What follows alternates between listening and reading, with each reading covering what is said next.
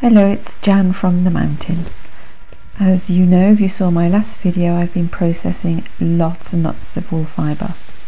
Now, I showed you in my last video this absolutely gorgeous merino silk yarn that was given to my daughter from a friend in Paris. It's luxury, absolutely gorgeous, and you can see the silkiness in it, and it's soft. I was very disappointed when I compared my plied merino and silk effort with this gorgeous yarn. So I thought, because I am one for a challenge, I would try and replicate it. And so I know I've got to do a single. I know I've got to make the single stay together somehow. So as I'm fairly new to spinning, I haven't been spinning very long, certainly not with a wheel, I did some research and I found out I needed to full the yarn to try and get the same sort of effect that this absolutely beautiful yarn from Uruguay has. There it is, you can see it, absolutely gorgeous, and it knits up beautifully. So first I had to set about spinning my single. I have to be careful with my yarn because it's carded and I don't actually own any wool combs yet. I'm very thrifty. I've seen 3D printed ones and they're not supposed to be, I've seen the feedback and they're not very ergonomically friendly, so I'd like to get a wooden pair if possible, so I'm looking for a used pair. Anyway, I'm being very careful because my carded merino and silk is a little bit slubby and neppy, so I'm taking them out as I spin to try and get a consistent smooth yarn, and a bit thicker than I've been spinning of late because I've been spinning fine. I did a small sample just to try, and I just wound it into a skein so that I could try and full the yarn. Just tying it off, and then we can let the process begin. Now, my yarn did spin up a little bit lumpy. I kind of left some and I got rid of others just to see how each part of the yarn actually came out when I tried to full it. So anyway, here goes. Here's my skein. As you can see, it's very curly and a bit lumpy in parts, a bit loose. I maybe should have put more twist in, but we'll see. It'll be interesting to see just how not curly this comes out at the end of the process. I've got 2 bowls of water. One has got boiling, sorry about my throat, yeah, croaky this morning, very hot boiling water with soap in, and the other is icy water with ice in. Now, I did actually soak my skein in the hot water for 5 to 10 minutes, just over 5 minutes. You can be rough with your wool. It's very hard to do when you're used to processing wool and trying to stop it felting. We want it to felt. So I was very rough with it in the cold water. I could swish it about, squeeze it, pull it around a little bit, just be very rough. When the skein is cool, and it didn't really take long with mine because it was small, I just repeated the process. I topped up the bowl of hot water with boiling water just to keep it really hot, and then I just dunked in the yarn and swished it about a wee bit, soaked it for another 10 minutes, 5 to 10 minutes. I get impatient, it tends to be nearer 5 than 10. And then after that it goes again in the cold water and we swish it about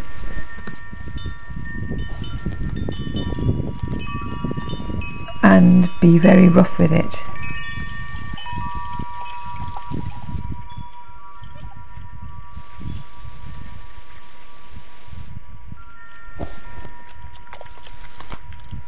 There it goes back in the hot.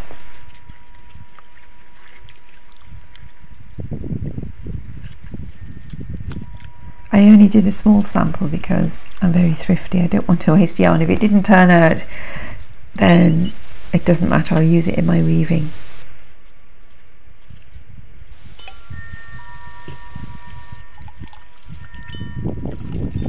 Don't forget to wear gloves if you're doing this for the hot water part of the process, because the water is very hot.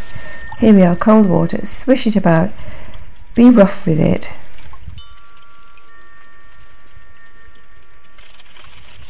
You want it to felt.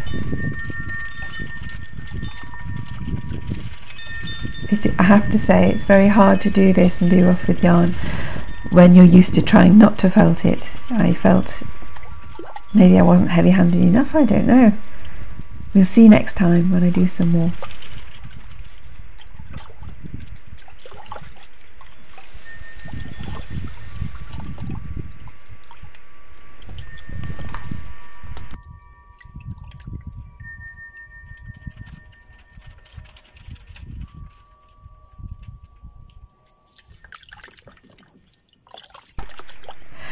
After we finished with our hot water and cold water process, we actually, for the final rinse, we discard the ice water and we put some fresh cold water in to get rid of any residues of soap that might still be left in the yarn. And then you know what we have to do with this yarn that we want to make into a beautiful luxury yarn. Beautiful luxury single plied yarn. We thwack it, and we have to thwack it really hard.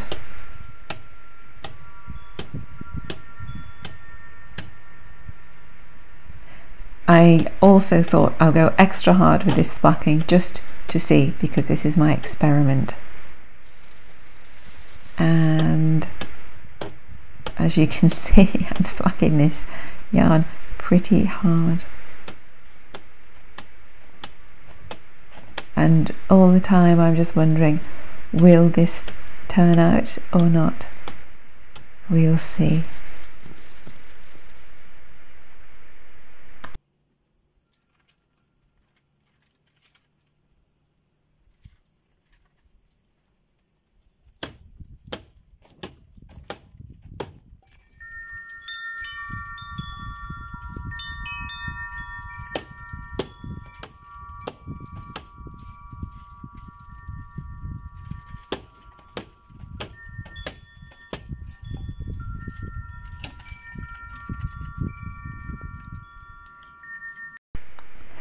Well, here are the results.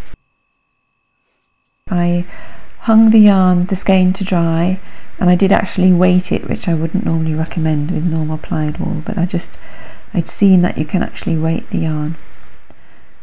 I'm not disappointed with this. As you can see, mine is lumpier.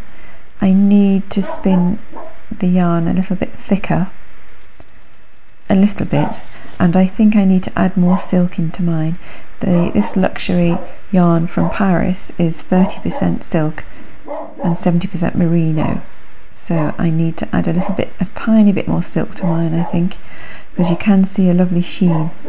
I think also I will get better effect with combed yarn, so I need to hurry up and get myself some combs, wool combs.